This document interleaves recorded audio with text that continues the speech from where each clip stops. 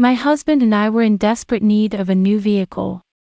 Our 15-year-old Honda began to require numerous repairs, and it was no longer worthwhile to devote so much time to it. We couldn't afford to buy a new car, so we looked for a used one. We finally settled on a good deal after looking through a lot of ads. It was a Toyota, within our budget and about 6 years old. We dialed the number listed and scheduled a test drive. The seller lived in a typical Vermont town, and it was a bit of a drive to get there. But my husband and I didn't mind because the long drive allowed us to take in the stunning Vermont autumn scenery. If you've never visited Vermont in the fall, I highly recommend it. Anyway, the location was somewhat remote. There was a long private road that led to a house and an old barn nearby. There were no other houses in the neighborhood, only nature. We noticed a fairly large plot of land with scattered remains of an old pickup truck, tools, and tires. The house had a large front porch with Halloween decorations already up. My husband whispered to me as we approached the front door, "I don't see the Toyota." I nodded, having wondered the same thing. After several knocks on the door, a man finally opened it. He appeared to be in his late 50s, sported a beard, and smoked a cigarette. His jeans were filthy, and he smelled like beer. "Hi.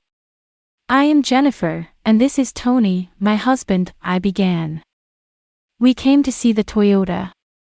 The man introduced himself as Henry and invited us inside. I stepped on a roach in the living room, which was in disarray. Despite my disgust, I tried to remain calm and respectful.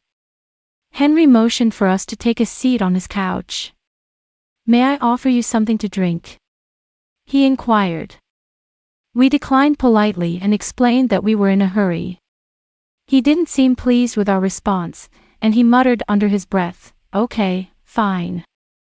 I tried to be courteous. He stood up and walked away. Tony and I exchanged puzzled looks. "There's something wrong here," Tony said quietly. "I think we should leave." He didn't have to tell me twice. We were about to leave when we heard Henry's footsteps coming up behind us. He had a shotgun in his hands. Tony and I bolted for our old Honda. Henry was cursing and yelling. Our Honda took a few tries to start, but once it did, Tony pressed the gas and we took off running for our lives. Henry started shooting his gun as soon as we got to the private road.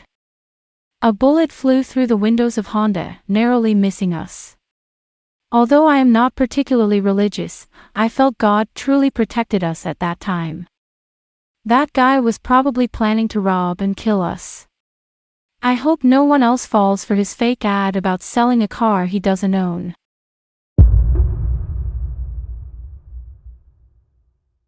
It was girls' night out. I was having a good time at a club with two of my friends. We spent the night dancing, drinking, and laughing. My friend Jenny drove us to the club, but when it came time to leave, it became clear that we were too inebriated to drive. Jenny wanted to hook up with the guy she met at the club, so she walked with him to his place. Melissa was picked up by her boyfriend. They offered me a ride home, but I wanted a few more drinks, so I stayed. It was around 2 a.m. when I had had enough and requested that the bartender call me a cab. A cab arrived after about 15 minutes. It was a black car with the word taxi illuminated on the windshield. I gave the driver my address and, jokingly, told him not to hit any potholes because I didn't want to puke in his back seat. Even though I was drunk, I remember thinking the taxi driver was weird. He didn't say anything, but I did catch him staring at me at times. Whatever. Maybe he's deaf, I thought. After a while I realized my ride was taking a long time. I took a closer look out the window and noticed that we were heading towards the lake. "What are you doing? Where are you taking me to?" I became terrified. He didn't say anything. "Hey! I'm talking to you!" I yelled and leaned in closer to him. Suddenly, He hit me across the head with the back of his left fist. The force of the blow pushed me back into my seat. When I touched my lips, I felt pain and noticed blood. I was now terrified and started crying. The cab came to a halt. As I frantically searched my purse for the pepper spray, the driver quickly got out, opened the door on my side, and yanked me out of the car by my hair. I screamed in agony and begged him not to hurt me. He shoved me to the ground, and I collapsed face down. As drunk as I was, I turned around to see where he was and saw him pull a baseball bat from the cab's trunk. I slipped off my heels, stood up, and attempted to run. The guy caught up with me.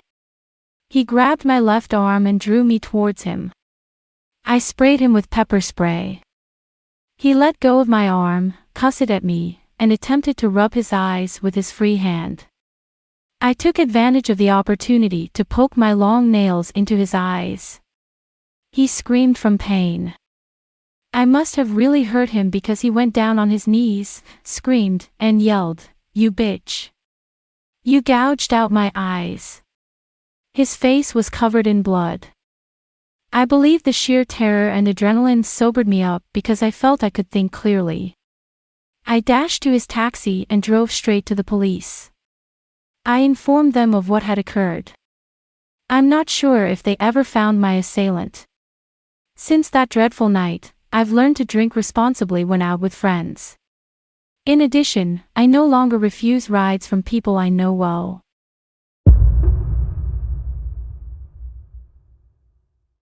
I've been a cop for over 20 years. In my job, I have to deal with a lot of scary situations. I've witnessed car accidents, bar brawls, and robberies, to name a few.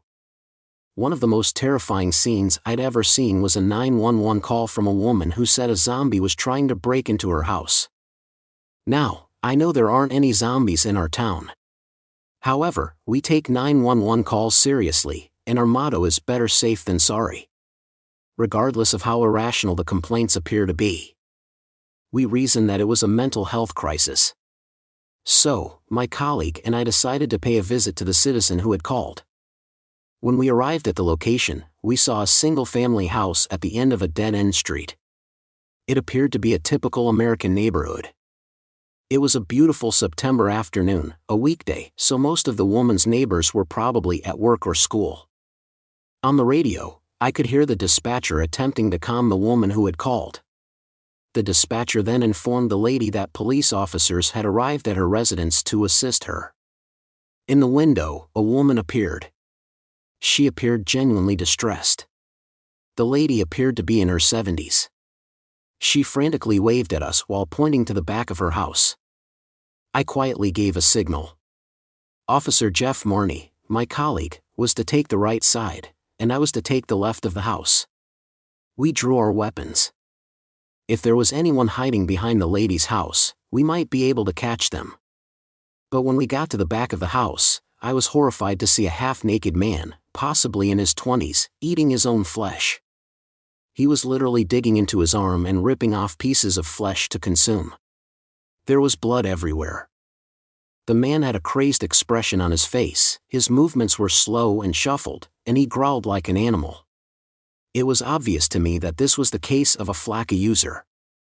Flakka is one of the most hazardous drugs available. Those who take it may experience severe side effects, including psychosis. Cannibalism is one of the Flakka's side effects. People under its influence behave like zombies from horror films. That is why Flakka is also referred to as the zombie drug. Anyway, in this stressful situation, I noticed Officer Marney was vomiting and appeared to be about to pass out. I requested backup and an emergency response team. I assumed the drugged man was preoccupied and that I could check on Jeff. I dashed over to him and yelled at the lady to stay in her house.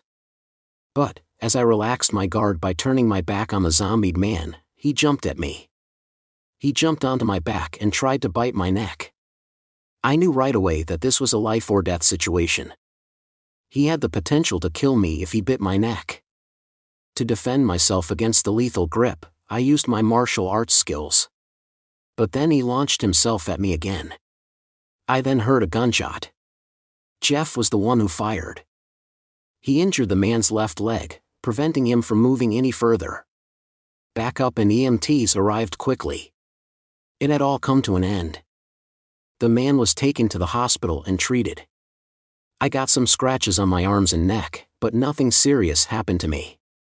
Officer Marnie was on leave pending an internal investigation. The woman who had called us for assistance was visibly shaken. I can't imagine what would happen if the guy broke into her house. She wouldn't be able to fight him.